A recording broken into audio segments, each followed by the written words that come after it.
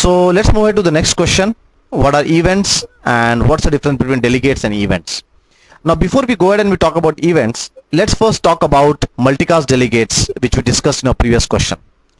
There are certain drawbacks which multicast delegates have in certain situations. So what we'll do is that first we'll talk about those drawbacks, and then we will try to understand that how events solve those drawbacks, because the event solves one of the biggest problem which is related to delegates, and that is encapsulation. So what we'll do is that first we'll try to understand the problem which is associated with multicast delegate, and then we will try to understand what is an event and how we can solve that problem using events.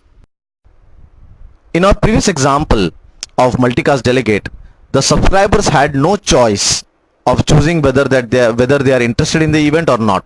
Why? Because the attaching of the method with the delegate was in form 1.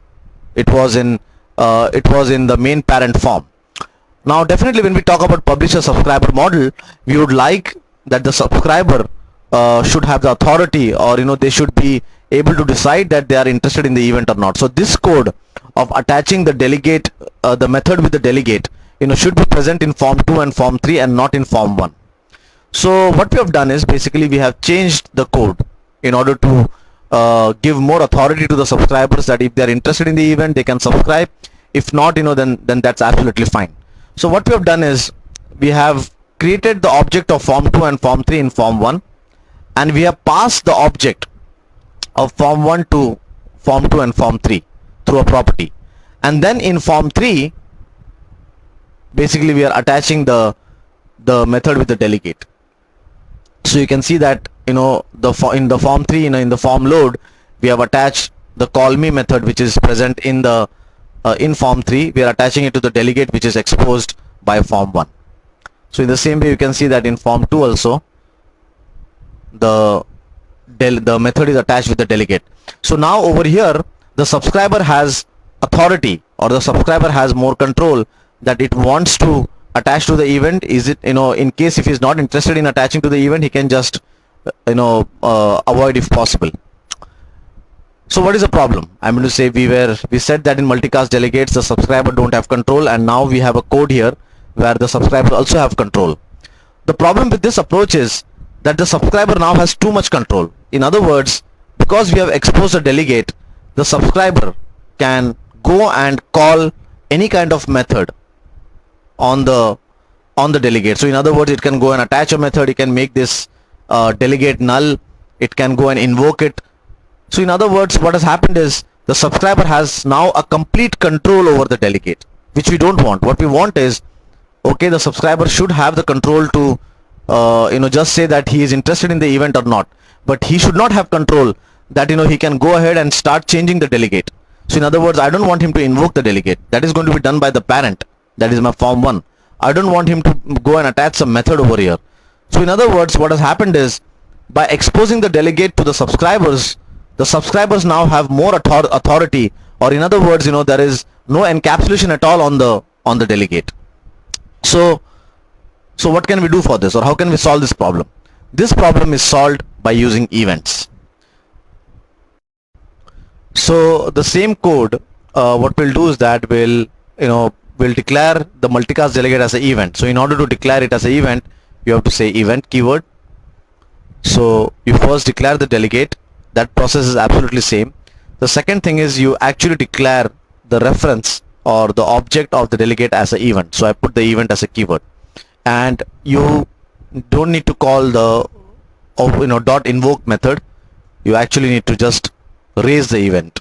So you can see that over here from the parent I am saying that raise the event obj event call everyone.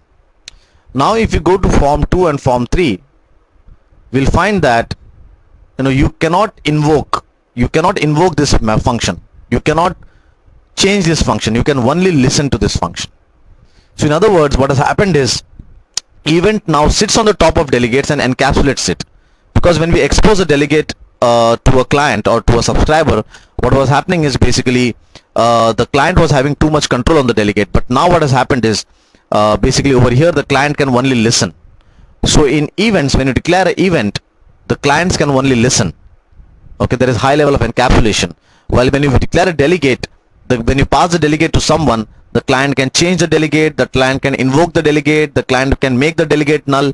So there is too much control given to the client. So what's the difference between events and delegates? Events is a higher level of encapsulation over delegates. In other words, the time you declare events, the client or the subscriber can only listen to the events. He cannot do anything more than that. But the time you declare a delegate, that means you are giving a lot of control to the end client or to the end subscriber. So here's my form 1, and I've raised my my event, and here's my form 3, where basically I've attached saying that I'm interested in this event. Now let's go and run. So here's the image which basically describes the differentiation between delegates and events in a more better format. So you can see that from the source, when we pass a delegate, it's naked, so the destination can basically add and remove and have full control over the delegates. But the time when we pass the delegate as an event, when we pass the delegate as an event, the destination or the client or the subscriber can only listen. So in other words, events is a higher level of encapsulation over. So here's a sample which is running now. So you can see that from form 1, I am basically sending broadcast messages using events to form 2 and form 3.